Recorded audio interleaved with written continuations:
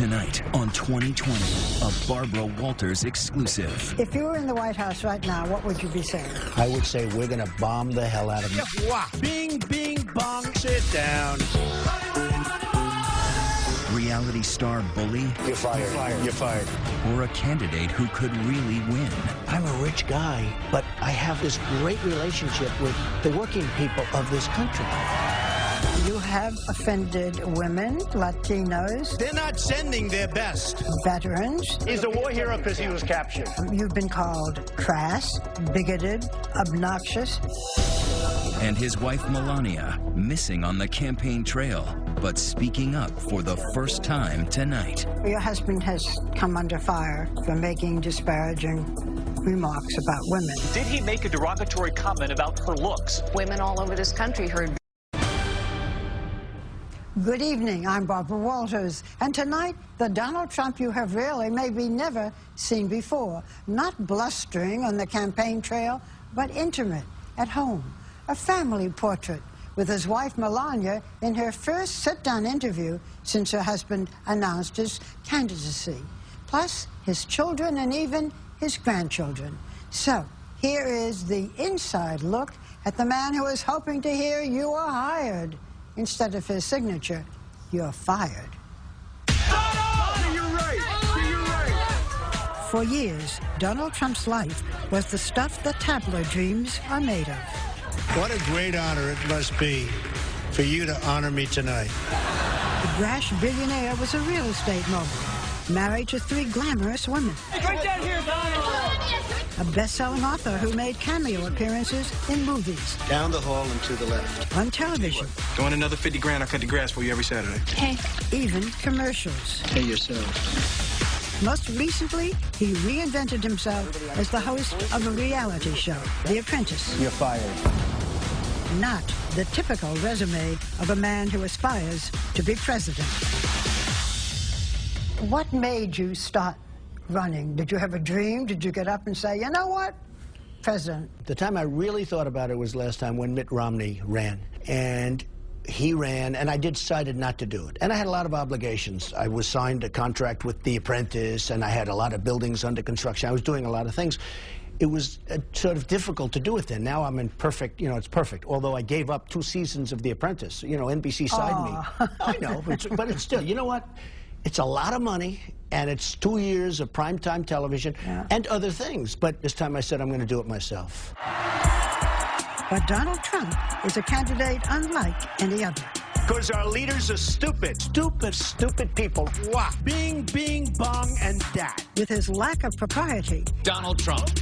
Trump has made the theater of politics popular. The only one qualified to interview me is me. But some say it is also less than presidential. You used to call me on the cell phone. We are in that moment today where there be no distinguishing between reality TV, celebrity, and political or hard news. He is the most reality TV star of a candidate that's ever existed at the most reality TV time in America. I first met Trump in 1987. Michael Jackson was at the top of the charts. Hair was big, greed was good. Greed works. And then 41-year-old Donald Trump was flying high. When you look at that wonderful skyline, do you say, I am that? Well, I look at that skyline, Barbara, and I really say it's the greatest in the world, and I'm very proud to be a part of it. In the Big Apple, the Trump card was an ace. Anything else you want to buy as you look out there? Any good properties that we can see? I'd really like to buy everything if that were possible. I bet you would. What about Central Park? No, I think that should be preserved and left, and Donald Trump should not be allowed to touch Central Park. A lot of people are very relieved. But Trump was already dreaming about his next conquest, a future far more grand than just Prince of the City. New York developer Donald Trump charging American foreign policy lacks backbone. Is he running for something? It was the beginning of a long flirtation with the greatest get of all. We're going to see whether or not I'm going to run. Are you running for president? I have never been so serious as I am now. Finally, after almost 30 years, the man who might be president sailed down an escalator for his surreal moment of destiny. I am officially running for President of the United States. His speech was one of the most jaw-dropping presidential bids in history. Country great again.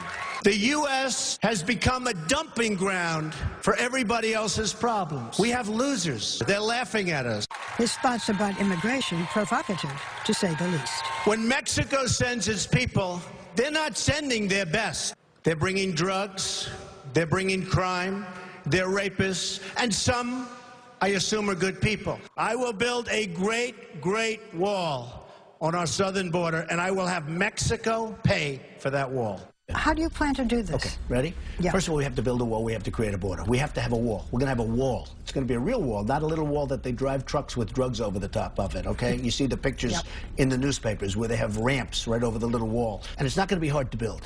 It's going to be done. Hey, who's better at building than me? I know exactly what to do. New fallout for Donald Trump. Unlike any ordinary candidate, Trump didn't back off. He doubled down and set off a firestorm. Well, call it another Trump dump. Macy's is now cutting ties with Republican presidential candidate Donald Trump. When you send these people out, what do you do with the women and children? They're going to go with him. Oh, everybody. You have to send the whole family. It's got to be a family unit. It's going to be done humanely. You speak your mind, heaven knows. You have sometimes offended women, Latinos, veterans.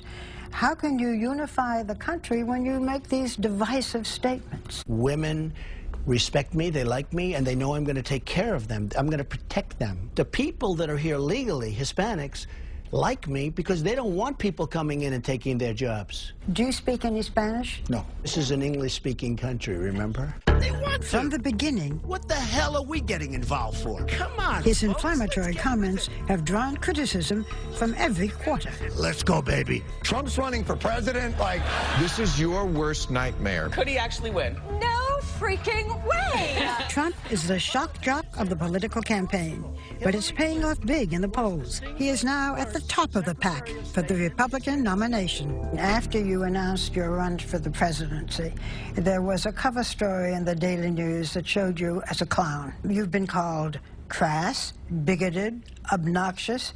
Any of this bother you, or does it all? No, nobody calls me a clown now, I can tell you that. And you're right, at the beginning they were doing everything they could. Everybody was trying to belittle, because that's what they do. Now they've gained great respect, because I've gone from going into a race that everybody said I wasn't going to enter, and I went bing, up, and now I'm leading by a lot. So I've spent less money, and I'm in #1 position.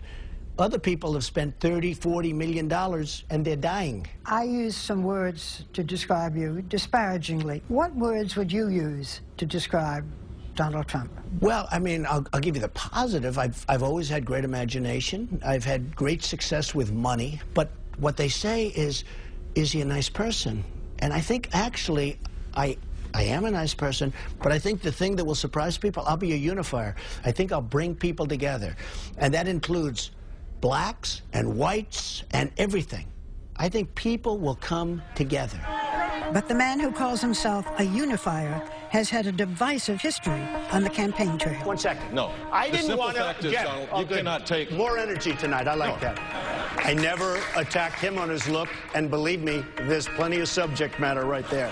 You have said that one of the most important aspects in your personality is winning. Why winning? What about it's not whether you win or lose, it's how you play the game? I like winning better. Look, we have to win. Okay. Our country has to win. Our country's been losing for so long, it can't go on like this. We're not going to have a country left. I kid when I say you're going to win so much if I win the election. You're going to win so much at trade, military, every way. You're going to win so much, you're going to get sick and tired of winning. We lose every single way you can lose, we lose. And when Paris was attacked in a violent wave of terrorism, candidate Trump blasted back. If they had guns, it would have been a much, much different situation. If you were president, what would you do to protect Americans from such an attack? Would you bomb Syria? I would bomb wherever they are. Right now, we're being so politically correct. Nice and gentle, nice and gentle. We've got a cancer there, and the cancer is ISIS. Life means nothing to them. France has declared a war on ISIS. Should we declare war? I think so. Why not? Because right now, they're getting people who have this great respect for ISIS, because ISIS is getting away with murder. They're knocking out airplanes. They're knocking out nightclubs in Paris. You can't let that happen. You have said that you could reason with anyone from Putin to the Chinese leaders. If you had an opportunity to speak with a leader of ISIS, what would you say? You got to take them out, Barbara, and you got to take them out swiftly and strongly. As far as ISIS is concerned, that's a different thing. These people are crazy, okay? These people are crazy. You called President Obama, I'm quoting, insane for allowing Syrian refugees into this country. We have no idea, Barbara, who they are. If you were in the White House right now, what would you be saying? Oh, I would be saying, let's go, folks, and I would be getting other countries. Let's go, folks. Look, I am the most militaristic person. I will make our military so strong and so powerful, nobody's going to mess with us. Coming up, a glimpse at a campaign trail like no other. Does anybody want to take a ride? And in rare interviews, Donald Trump's very own First Lady, Melania. Is yours a marriage of equals? His children, and even his grandchildren. Next on Meet the Trumps. Donald Trump has always set the gold standard, literally, for life at the top. His $100 million tri-level penthouse is inspired by Versailles, with a palatial living room, imported crystal chandeliers, hand-painted ceilings trimmed in gold leaf.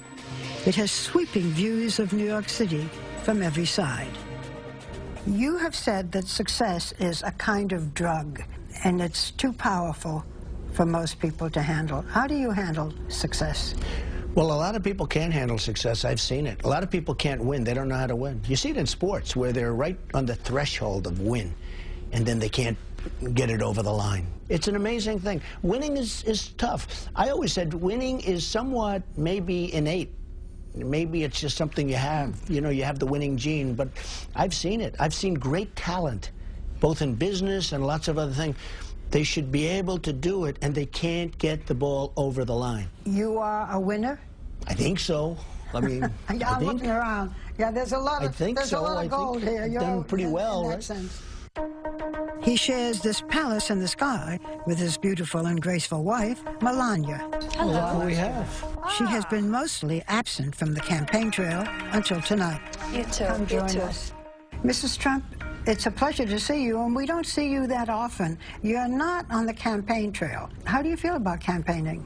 Well, it's my choice not to be there. I support my husband 100%, but we have a 9-year-old son together, Baron, and I'm raising him, and this is the age he needs a parent at home. Were you involved in the decision of your husband to become president? We discuss a lot, yes, and I encourage him, and I encourage him because I know what he will do and what he can do for America. He loves the American people, and he wants to help them. Melania and her husband met at a party in 1998, where she caught the eye of the flirtatious Donald Trump. He came up to you, you rebuffed him, yeah? What was your first impression of Donald Trump? Well, he was very charming, and we had a great sparkle. He came with a date, so he asked me for the number, and I said, I will not give you my number. So if you give me your numbers, I will call you. And he was known as kind of a ladies' man. And but we had we met a week later. And then it was okay? Yes, we had a great chemistry the first time. We've had great chemistry ever since. Before she was Melania Trump, she was Melania Knaus, born 45 years ago in a small industrial town in Slovenia when it was still part of Yugoslavia. Melania, a natural beauty, was also a bookworm. She went to university and was studying architecture when she was discovered by a major fashion photographer when she was just 17. Soon after, she left school and Slovenia for New York City. Who would imagine that the quiet girl from Slovenia would end up the wife of a mega billionaire? Their relationship made international news, not just because it was a May-December romance, he is 24 years older, but because of Donald's previous 2 high-profile marriages and even higher-profile divorces. Are you following the Trump thing? You can't miss it. The latest dispatch from the front in the battle of Trump versus Trump. It's a front-page fiasco of lovers, lawyers, and large settlements. The first, a 13-year-old marriage to the stunning Czech model, Ivana Zelenkova, and the second to actress Mala Maples. At last, they are Mr. and Mrs. Trump. I give it 4 months. Actually, it lasted just under 4 years. But today, it seems the third time is indeed the charm. It's been 10 years since Donald and Melania said, "I do," in a lavish affair at Trump's Mar-a-Lago estate in Florida. 1 year later, they welcomed a son, Barron, who is now 9. This is your third marriage. What's different this time? Well, I think I understand life. I've gone through tremendous amounts of everything, deals and building companies and taking care of people. How does that help marriage? Well, it hurts marriage because you're working all the time. What I did is I worked so hard that I think it was a very, very hard thing for somebody to compete with.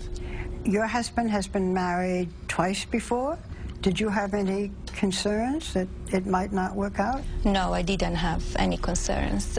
We have a great chemistry, and to be with the man as my husband is, you need to know who you are. You need to have a very independent life as well, and supporting him. You need to be very smart and quick and be there for him when he needs you. Is yours a marriage of equals? I would say yes. I would say no. No, I think she's far greater than the 50%. No, we have a very, very, pretty much equal relationship, yes. Wouldn't you say? Melania, how do you do? How do you do? But if the Trumps win the White House, Melania will have 2 noteworthy distinctions. The first foreign-born First Lady since John Quincy Adams' wife, Louisa, and the first First Lady to have posed in a picture like this. I don't know how to put this, but your image, looking the way you do, is that a liability for your husband? I don't think so. I don't think so. I think people will always judge. Maybe they will say, oh, the past that you have, the way you were modeling, that's part of the job that I was doing. I was a very successful model. And I did some photo shoots. Yes, they were a little risky, but nothing more than you see every year in Sport Illustrated. She was actually in Sports Illustrated, which I just saw that picture the other day. It was beautiful. But I will say this, if I'm lucky enough to win, the public will be so lucky to have Melania as the First Lady. She will be so beautiful and elegant and good from the heart. She will be a fabulous First Lady. First Ladies are expected to have a cause. If you have a cause, what would it be? I'm very involved in charities now, many, many charities, involving children, involving many different diseases, and I will, you know, if the time comes, I will choose what is dearest to my heart and work on that 100%. Do you give your husband any advice on the debates? We discuss, I tell him my opinions. Give me an example of a piece of advice that you've given your husband that he has taken. I will keep it private. Well, she's told me, and I can tell you, she's told me a couple of times during the debate, she was very happy with my performances, if you want to call them a performance, but she said you could tone it down a little bit on occasion, which I understand. In the center of the stage tonight, businessman Donald Trump. And speaking of tone, I wondered if Melania had ever taken her husband to task on his tone toward women on the campaign trail. Did he make a derogatory comment attacking Carly Fiorina, insulting the way she looks? He said, look at that face. Would anyone vote for that? I think women all over this country heard very clearly what Mr. Trump said. Donald Trump allowed us rare behind-the-scenes access to his life on the campaign trail. For Trump, membership in the Billionaires Club does have its privileges. He travels on what is known as Trump for One, a Boeing 757 that seats dozens of passengers. It has bedrooms, a theater system, and gold-plated fixtures in the bathroom and on the seatbelts. Monogrammed on the headrests is the Trump family crest. For Donald Trump, this is the only way to fly. They've never had anybody that owned a Boeing 757 before. It's a little bit of an unusual thing. Donald Trump unlike most other candidates, is rich enough to bankroll his own campaign. I'm really rich, I'll show you that. He flaunts his wealth candidly. $8,737,540,000. You might think all his billions would alienate working-class voters, but Trump says it's really a plus. We don't want your help. I'm the only one that's self-funding. I'm not selling myself to special interests. But he does use his $7 million helicopter as a political sideshow. Does anybody want to take a ride? It made quite a splash at the Iowa State Fair. What amazes you most? His golf courses, his resorts, him himself. In a way, Donald Trump was born ready. The fourth of Fred and Mary Trump's 5 children, he grew up in the construction business. His father, a real estate tycoon, built middle and low-income housing. He always knew how to get what he wanted. His brother Robert was no match for his schemes, as he told me in our first interview. Robert had a set of blocks, and I had a set of blocks, and I asked Robert if I could have his blocks, and I built a beautiful, tall block building, and then I said I like it so much that I glued it together, and then Robert couldn't have his block. So, I don't know. Somehow that story is a story that a lot of people have asked me about. I don't know. What do you think it says? Well, it says that just even at a young age, I wasn't so much different than I am now. That relentless desire to win made his name a modern synonym for success. If flaunting it was the game, Trump was the name. In the 80s, his fiery mix of hubris and vision caused him to win and lose fortunes. You gonna fight it to the bitter end? I always fight to the bitter end, don't I? But today, the Trump kingdom is an empire. From international hotels to golf courses, even a winery. The name Trump is such a brand for success that it has been licensed on an astonishing range of products. It's a great tasting vodka. Trump Model Management. What does this guy not have his name on? The reason my real estate is successful is they know if I put the name Trump on it, it's going to be the best. What's the downside of being part of the 1% of the richest people in America, especially when you're trying to reach the middle class? Well, there's a certain loneliness that you have, but that's made up when you have a great family. I have a great family, fantastic family. I have a wonderful wife. But the funny thing is, I'm a rich guy, but I have this great relationship with the working people of this country, and that's true. What vein do you think you have touched? The vein of people are tired of being led by leaders, if you call them leaders, that are virtually incompetent. Trump says he is a man of the people. Others say he's the P.T. Barnum of politics. Whatever the answer, he's been playing to crowds of thousands. Donald Trump speaks the truth. He's not a politician. He's not paid off. Well, he's so damn good looking. What do you think? His theme song is his message, and it has definitely hit a nerve.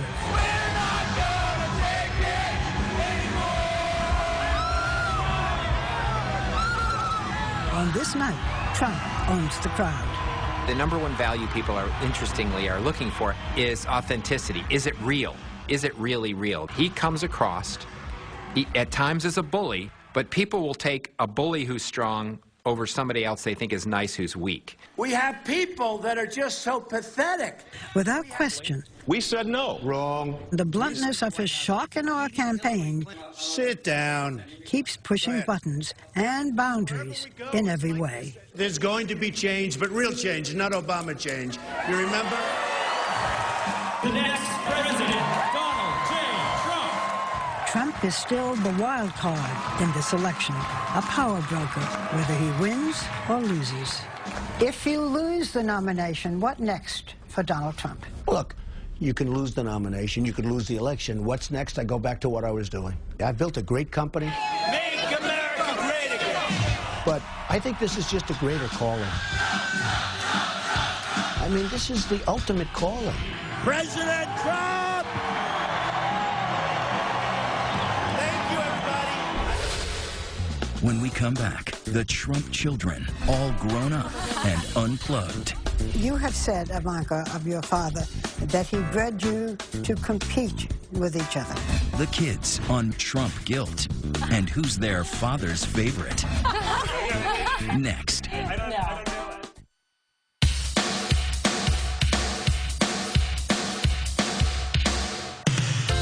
For every kid, there comes a point where your parents stop being cool. The things they say. It's gonna be you. The things they do. Only on the shelf. But the Trump children swear they are the exception. Do any of you make fun of your father's hair? Well, I like not to because you never know what happens genetically. I'm saying it's doing okay. It is funny because it's the only hair we've ever known, but people seem fascinated. This week, I sat down with Donald Trump's 4 oldest children. Donald Jr., 37, Ivanka, 34, Eric, 31, and Tiffany, 22. Not surprisingly, they all think their father would make the perfect president. What makes your father tick? Work. Honestly, work and family. He's the last man you'll ever see that'll take 3 weeks and go to Aspen or 3 weeks and go somewhere. I mean, he loves work. I need a quick show of hands. Which one of you is most like your father? But in fairness, I think we're all like him in very different ways. You know, it's actually very scary. We can go to Thanksgiving, right, and we can all we'll sit there and pick answer the same question using the exact same words in the same sequence. Trumpisms. I relish those holiday meals because we can really sort of let loose. I mean, it is a show. I mean, in and of itself. I mean, it's funny and we have a good time making fun of each other and just having a blast. I first met Don Jr., Ivanka, and Eric, his children by his first wife, Ivana, in 2004. The subject was nepotism. Do you ever try to hide your name? I'd be lying if I said I didn't, especially when I was younger. There were times where it was just, you didn't want to have to deal with everyone making those assumptions, however ignorant they may be, that I'd always say, you know, introduce myself as just Don or something like that, avoid the last name at all costs. Today, all 3 wear their last name as a badge of honor, working as executive vice presidents at family business. Combine it with this, now that adds value to that apartment. But Tiffany, Trump's daughter by his second wife, Marla Maples, is a senior at her father's alma mater, the University of Pennsylvania, with plans to go to law school. Tiffany, people are meeting you today, many people for the first time. Yeah. To grow up with the name Tiffany Trump, Yes. that's not easy. I think that it's all I know. I'm so happy to be Tiffany Trump. I'm so happy to be, you know, in the family I'm in with my siblings and my father and my mother. Your father has said that he was not, I'm using his words, very present when you were growing up. I would challenge him on that because he was very available to us and accessible to us. Regardless of what he was doing, regardless of who he was meeting with, if we called, he took the phone. I mean, from when we were 6 years old, I'd call, he'd be negotiating with the CEO of a major bank or whatever it may be, and he would make them wait. He'd take the call from us. Our times together were learning, you know, playing in his office. He would always sneak me down to get a candy bar, you know, in the lobby. He found a way that was true to him to connect with us that maybe is a little less traditional. You know, his work is his passion, and he found a way to share it with us. They say their father also taught them to respect the value of a dollar. He was the first to tell us how privileged we are, and with that privilege, how much responsibility we had to really sort of earn what we were so lucky to have been afforded since birth. Well, that's the right word, earn. I mean, he made us work. We were on construction sites and we were working, and at the end of the day, you were tired and you earned minimum wage, and you take that money that you had and you go out and spend on something good. To say we weren't spoiled would be laughable, but we were spoiled with great education, great experiences, but we weren't the kids showing up to college with, you know, a Ferrari. We always had to sort of earn whatever it is that we wanted, and that, I think, prevented us from doing a lot of the other things that you've seen as, you know, downfalls perhaps in other children who have similar circumstances. And it seems the Donald Trump work ethic is in their DNA. You better do a good job or you're fired. And we refer to it as the Trump guilt. It's when we wake up on Saturday and we're not working. You have said, Ivanka, of your father, that he bred you to compete with each other. What do you compete over? I think we all have a very competitive spirit, and I think that can be harnessed in one of 2 ways. To our detriment, meaning that we're competitive in spite of ourselves, or for the positive, which means we push each other. Who is his favorite? I'm going with Ivanka. I'm going with Ivanka. Ivanka is perhaps the most well-known of the quartet. The former model-turned-fashion mogul has taken a page out of her father's business playbook, putting her name on everything from shoes to handbags, fragrance. She says she is proud to be following in her father's footsteps. Today, I have the honor of introducing a man who needs no introduction. How was it decided that you would be the one who would introduce your father as a presidential candidate? That's an excellent question, and I don't know actually how it was decided, but I was honored to do it, and I feel like I was standing there sort of representing our family. And she did an amazing job, by the way. She's a great messenger. She got such great poise. I think it also, the way Ivanka delivered the message was perfect, and I don't think any of us could have done better. And she absolutely has beauty over the two of us. So. Yes, there's definitely an element that we ain't got that. They say they all are their father's biggest cheerleaders, supporting him at the debates and on social media. Has your father ever said anything on the campaign trail that made you cringe? Truthfully, no. No, no, no? He's not a big believer in PC culture where every statement you make you have to vet very carefully through thousands of people. But if people really break down what he's trying to say, there's no malice in there. He's just cutting through the nonsense and getting to the point and not wasting time. That's what he does. He's true to himself, and he speaks in a way that the average person can understand. I think that's refreshing for everyone. Well, you have been saying the most wonderful things about your father. You should be very pleased and proud. If there is one thing you could change about your father, what would it be? Listen, I don't think any of us would be sitting here glowing the way we are if we'd want to change aspects of his personality or who he is. I mean, we really something that's. I want him to eat healthier. There you go. I agree with that. I agree with that 100%. Sometimes I'll tell him, like, oh, you have to, you know, slow down, but it's the only speed he knows, and I kind of love that about him. I'm not going to get one thing. I'd love the occasional, Saturday morning where I don't get the call at 5 o'clock. Like, why aren't you in the office? It's like, come on, you had to do that. Sleep a little bit more. But he's an amazing guy, and I wouldn't change a thing about him. I mean, he really is a unique individual. There's no one else like him.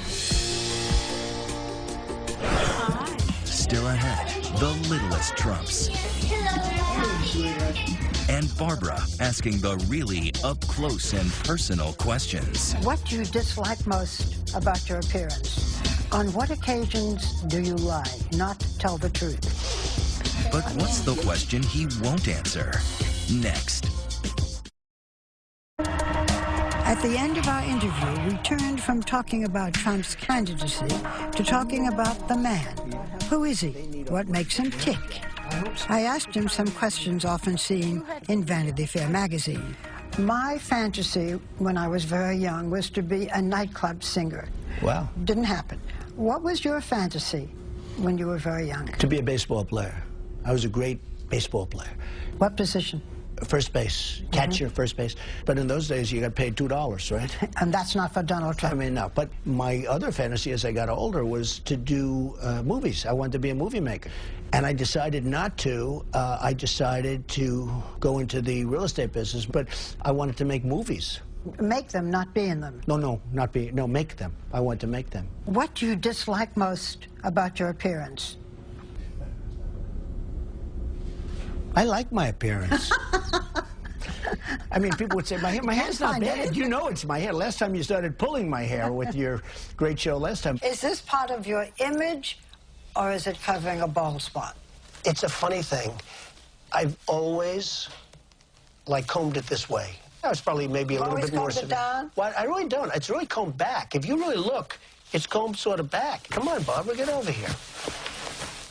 Now you're going to mess it up for this interview. No, here, I'll fix it. There. Well, after that, everyone knows it's real. Okay, I'll go on. What is your greatest fear?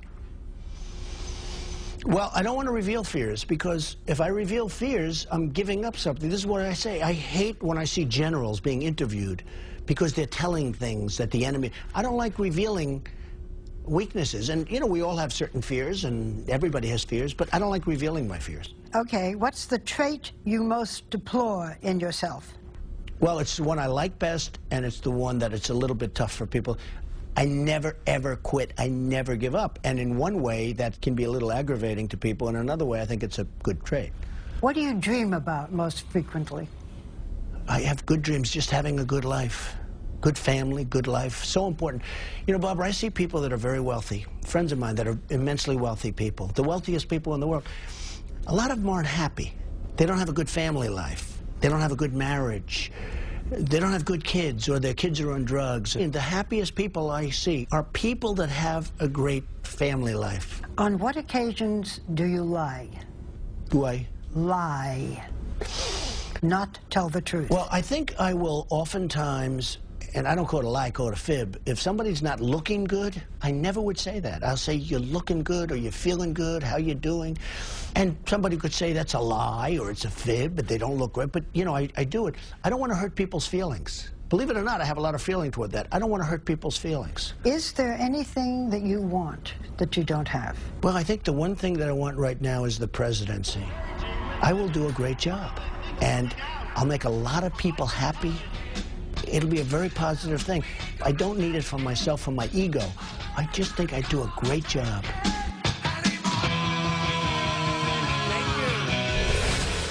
You've met the children. Now meet the grandchildren. Donald Trump kissing babies. Next. Once again, Barbara Walters with Meet the Trumps. It's a very different side of Donald Trump, the soft one. Breaking from the daily grind to greet his 7 grandchildren. Look at this, huh? What a troop. What is your father like as a grandfather? He's been great. You know, he's at a different stage in his life, so he's able to relax a little bit more and be a grandfather. Everyone having a good time? I can see my kids just running up to him and giving a hug. They just respect him a lot. Seems even the littlest Trumps are already learning from Grandpa. A few months ago, we're walking down the street, and my daughter sees a large pothole in the middle of a New York City street. And she looks at me and she goes, Mom, Grandpa would not like that. So it's very cute. And she's 4. So she's observed him. Definitely genetics. Yeah. Those grandchildren, ranging in age from 17 months to 8 years old, have an unlikely uncle in 9-year-old Barron. Why is your head on a baseball over there? Which one? While we were there, Barron made a cameo appearance at his father's office. He's very close in age to my 2 oldest kids. They're like best friends. How old is Barron now? Barron's 9 now. He's very close to my 8-year-old and my almost 7-year-old, and they have a great relationship. So it's almost, we joke, you have to really respect your uncle, even though there's a 1-year difference. So that drives my kids crazy. But they play almost as though they're, you know, cousins or brothers and sisters when we are together as a family. So it's a great way to really tie all of it together. So say goodbye, everybody. Come on. Goodbye. Bye, sweetie. Bye, Grandpa. Bye, everybody. Bye. Donald Trump is saying goodbye, everybody. And now we're saying it too. We thank you so much for watching. I'm Barbara Walters. For all of us here at 2020 and ABC News, good night and have a wonderful weekend.